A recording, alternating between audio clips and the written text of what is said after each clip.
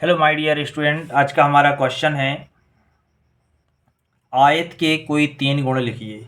देखिए, यह क्वेश्चन 2020 की परीक्षा में पूछा गया है, इसलिए यह बहुत ही महत्वपूर्ण है। यह रिपीट भी हो सकता है, इसलिए इसको बहुत ही ध्यान से देखना है कि इसमें के आयत के जो कौन कौन से 3 गुण होते हैं। चलिए तो हम देखते हैं।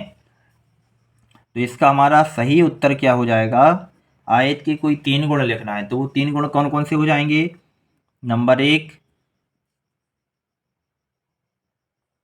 आयत के विकर्ण।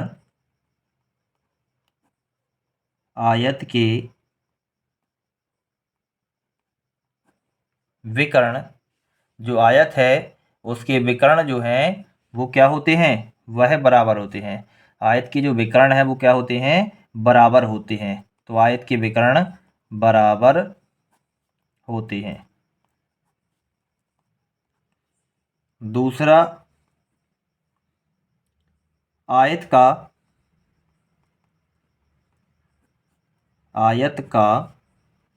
प्रत्येक कोण, आयत का प्रत्येक कोण 90 डिग्री अर्थात समकोण 90 डिग्री का अर्थात समकोण होता है।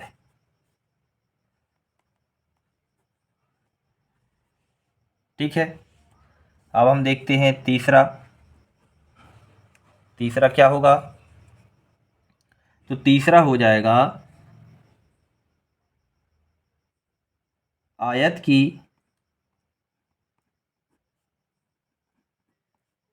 सम्मुख भुजाएं। आयत की सम्मुख भुजाएं परस्पर समांतर होती हैं। आयत की भुजाएं आपस में कैसी होती हैं? समांतर होती हैं।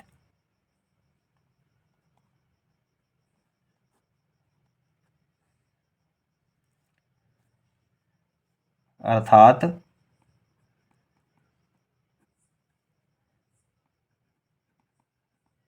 आयत एक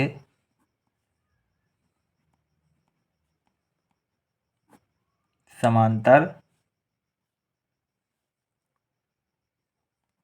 चतुर्भुज होता है।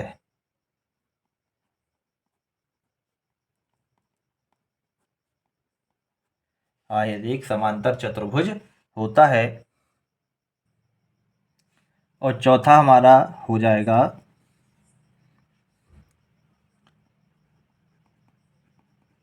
आयत की